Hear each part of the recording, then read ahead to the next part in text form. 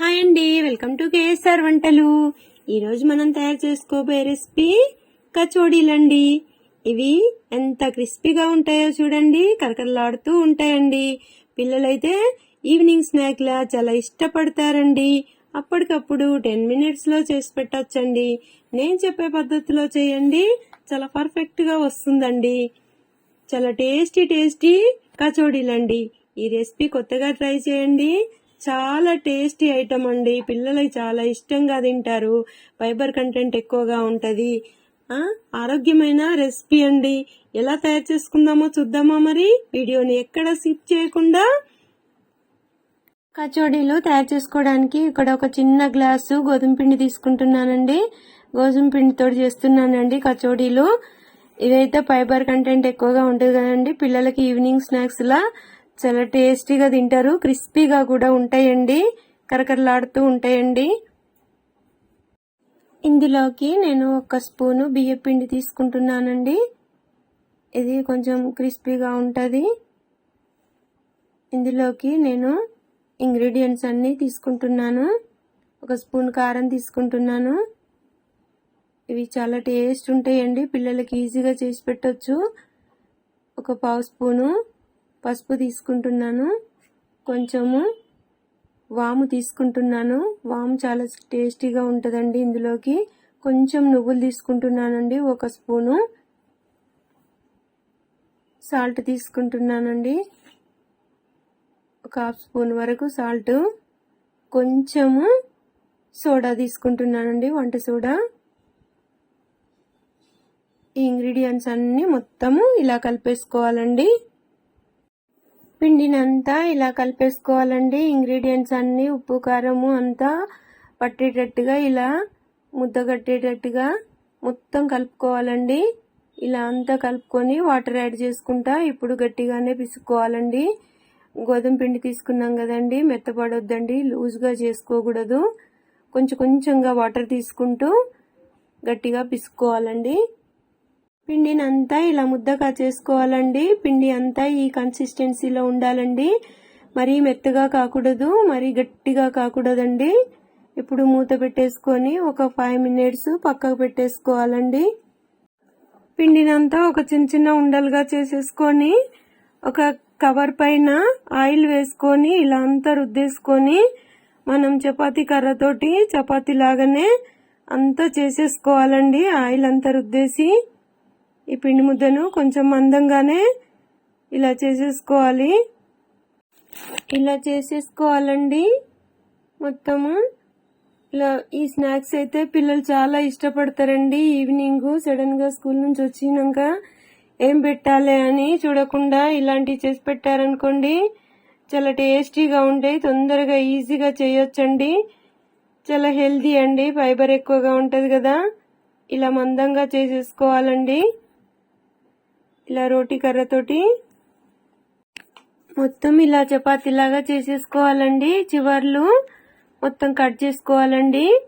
కొంచెంగా ఏమన్నా పగుళ్ళు ఉన్నా గానీ చివర్లను సమానంగా కట్ చేసుకొని దీన్ని ఇప్పుడు మొత్తము బాక్సుల్లాగా కట్ చేసేసుకోవాలండి. చూడండి, అన్ని ఇలా లైన్స్ పెట్టుకొని ఇలా స్లోగా ఇలా కట్ చేసుకొని బాక్సుల్లాగా డైమండ్ షేప్ లో కట్ చేసేసుకోవాలండి. ఈ స్నాక్స్ అయితే పిల్లలు చాలా ఇష్టపడతారండి, కరకరలాడితే పెద్దవాళ్ళు కూడా తినొచ్చు. ఇందులో కారము అన్ని వేసాం కాబట్టి మనం డైరెక్ట్ తినొచ్చండి. ఇవి చూస్తేనైతే చిన్న సమోసాలు లాగానే అనిపిస్తాయండి. చూడండి, మధ్యలో ఇలా డైమండ్ షేప్ లో కాట్లు పెట్టుకోవాలండి. ఇవి చాలా టేస్ట్ ఉంటాయండి. ఇవి చిన్నప్పుడు తినేవాళ్ళమండి, మా అమ్మమ్మ వాళ్ళు చేయించేవారు. అన్ని ఒక్కొక్కటిగా ఇలా తీసుకొని ప్లేట్లో పెట్టుకోవాలండి. స్లోగా తీసుకోవాలండి, డైమండ్ షేప్ పోకుండా తీసుకోవాలి. చపాతీ కూడా ఇక్కడ చేసుకోవడము మీడియంగా చేసుకోవాలండి. బాగా పల్సగా చేసుకోకూడదు, బాగా లావుగా కూడా చేసుకోవద్దు. ఇలా ప్లేట్లో అన్ని తీసి పెట్టుకోవాలండి. స్లోగా తీసి పెట్టుకొని అప్పుడు వేపుకోవడం ఈజీ అయిపోతుందండి. ఇక్కడ మెయిన్ గుర్తుపెట్టుకోవాలండి, చాలా పల్సగా ఉన్న చెక్కల్లాగా అయిపోతాయండి చపాతీ. మనం గోలించుకునేటప్పుడు లావుగా ఉన్నా కూడా రోటీ అంత ముద్ద ముద్దలాగా వస్తుందండి. అందుకని మీడియంగా రోటీ చేసుకోవాలండి. చేసుకునేటప్పుడే నేను స్టవ్ వెలిగించుకొని ఒక కడాయి పెట్టుకొని ఆయిల్ తీసుకుంటున్నానండి. ఆయిల్ అంతా వేడైపోయిందండి. ఇలా మీడియం ఫ్లేమ్ లో పెట్టే చేసుకోవాలండి. ఇక్కడ మెయిన్ గుర్తుపెట్టుకోవాలా, హైలో పెట్టకూడదండి స్టవ్, ఎందుకంటే మాడిపోతాయండి. మీడియంగా పెడితే లోపల పిండి పిండిగా లేకుండా చాలా స్లోగా క్రిస్పీగా గోలుతాయండి.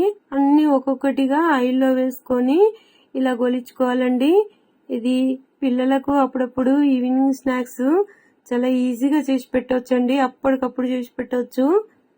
చాలా టేస్టీ ఉంటాయి, కరకరలాడుతూ ఉంటాయండి. చూడండి అన్ని అలా పొంగుతూ ఉంటాయి. చాలా స్లోగా వేసుకొని సిమ్లో పెట్టే కాల్చుకోవాలండి.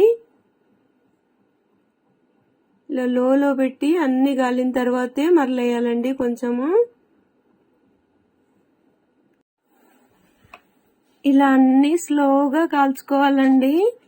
అక్కడే ఉండి ఇలా మరలేసుకుంటూ స్లోగా సిమ్లో పెట్టే కాల్చుకోవాలండి. లేట్ అయినా కానీ క్రిస్పీగా రావాలంటే ఇక్కడ గుర్తుపెట్టుకోవాలండి, చాలా స్లోగా పెట్టుకొని స్టవ్ మీడియం ఫ్లేమ్లో అక్కడ కాల్చుకోవాలండి. అప్పుడే కలరు మాడిపోకుండా కలర్ఫుల్గా చాలా చక్కగా కాలిపోతాయండి. చూడండి ఇలా క్రిస్పీగా ఉంటాయండి, కలర్ చేంజ్ కాకుండా చాలా బాగుంటాయండి చూడడానికి.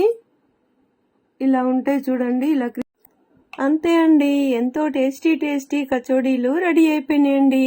చూడండి ఎంత చక్కగా వచ్చినాయో. నాకైతే ఈ రెసిపీ చాలా చక్కగా వచ్చిందండి. మీరు కూడా ఒకసారి ట్రై చేయండి. మీకు ఎలా వచ్చిందో కామెంట్ బాక్స్ లో కామెంట్ చేయండి. ఈవినింగ్ స్నాక్స్ గా పిల్లలకి ఇవి చాలా టేస్టీ టేస్టీ స్నాక్ ఐటమ్ అండి. చూడండి ఎంత క్రిస్పీగా ఉన్నాయో. చూడండి, ఇలాంటి మరిన్ని వీడియోస్ కోసము నా ఛానల్ ని సబ్స్క్రైబ్ చేసుకోండి. Please do like, share, comment చేయండి, గంట సింబల్ నొక్కండి.